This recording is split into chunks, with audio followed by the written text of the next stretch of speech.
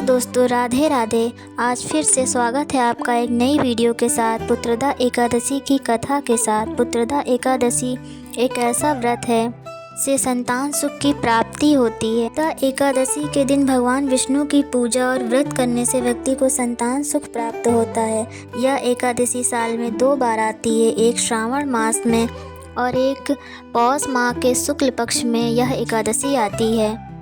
चलिए कथा का श्रवण करते हैं। एक बार द्वापर युग में महाराज युधिष्ठिर ने श्री कृष्ण से पूछा, हे भगवान, आपने सफला एकादशी का महात्म्य बताकर बड़ी कृपा की। कृपा करके पौष शुक्ल की एकादशी का क्या नाम है, इसकी पूजा क्यों किया जाता है और कौन से भगवान की पूजा की जाती है। वत्सल भगवान श्री कृष्ण बोले, हे राजन, इस एकादशी का नाम पुत्रदा एकादशी है। इसमें श्री नारायण भगवान की पूजा की जाती है। इस चर और अचर संसार में पुत्रदा एकादशी के व्रत के समान कोई दूसरा व्रत नहीं है। इसके पुण्य से मनुष्य तपस्वी, विद्वान और लक्ष्मीवान होता है।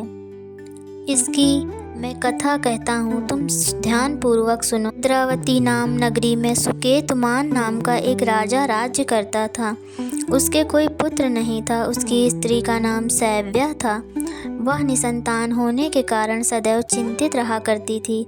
राजा के पितर भी रो रो कर पिंड लिया करते थे और सोचा करते थे कि इसके बाद हमको कौन पिंड देगा। राजा को भाई बांधव, धन, हाथी, राज्य और मंत्री, इन सब में किसी से भी दोष नहीं होता था। वह सदैव यही विचार करता रहता था कि मेरे मरने के बाद मुझको कौन पिंडदान करेगा। ना पुत्र के पितरों और देवताओं का ऋण मैं कैसे चुका सकूंगा।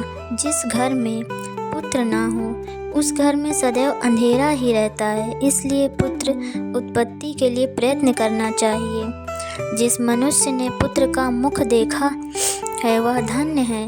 उसको इस लोक में यश और परलोक में शांति मिलती है, अर्थात उनके दोनों लोक सुधर जाते हैं। पूर्व जन्म के कर्म से ही इस जन्म में पुत्र, धन आदि प्राप्त होते हैं।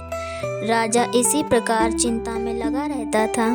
एक समय तो राजा ने अपने शरीर को त्याग देने का निश्चय किया, परंतु आत्मघात को महान पाप समझकर उसने ऐसा नहीं किया। एक दिन ऐसे ही विचार करता हुआ राजा अपने घोड़े पर चढ़कर वन को चल दिया। तब वहाँ पशु पक्षियों, वृक्षों को देखने लगा। उसने देखा कि वन में मृग, व्याघ्र, सुअर आदि सब भ्रमण कर रहे हैं। हाथी अपने बच्चों और हथनियों के बीच साथ घूम रहे हैं। वन के दृश्यों को देखकर राजा सोच विचार में लग गया। इसी प्रकार आधा दिन बीत गया। वो सोचने लगा कि मैंने कई यज्ञ किए, ब्राह्मणों को भोजन से तृप्त भी किया, फिर भी मुझको दुख क्यों प्राप्त हुआ। राजा प्यास के मारे अत्यंत दुखी हो गया और पानी की तलाश में इधर उधर फिरने लगा। थोड़ी दूरी पर राजा ने एक सरोवर देखा। उस सरोवर के में कमल खिले थे तथा सारस, हंस आदि विहार कर रहे थे। सरोवर के चारों तरफ मुनियों के आश्रम बने हुए थे। उसी समय राजा के दाहिने अंग फड़कने लगे। राजा शुभ शकुन समझकर घोड़े से उतरकर मुनियों को दंडवत प्रणाम करने लगा।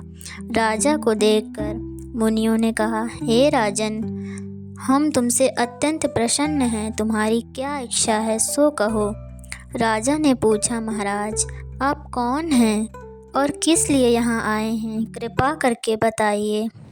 मुनि कहने लगे, हे राजन, आज संतान देने वाली पुत्रदा एकादशी है।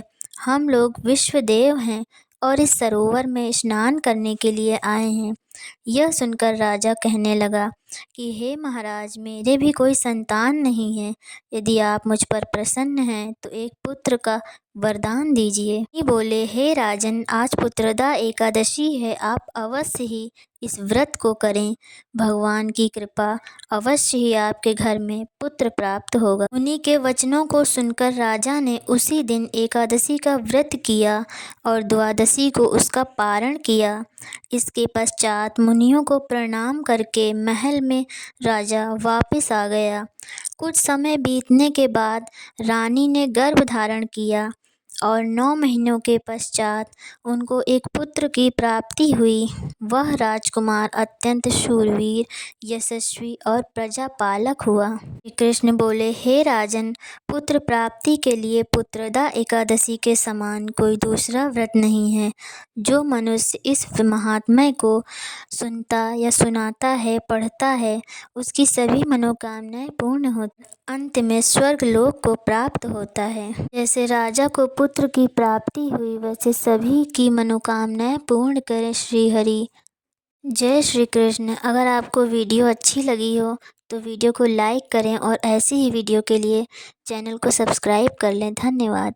राधे राधे।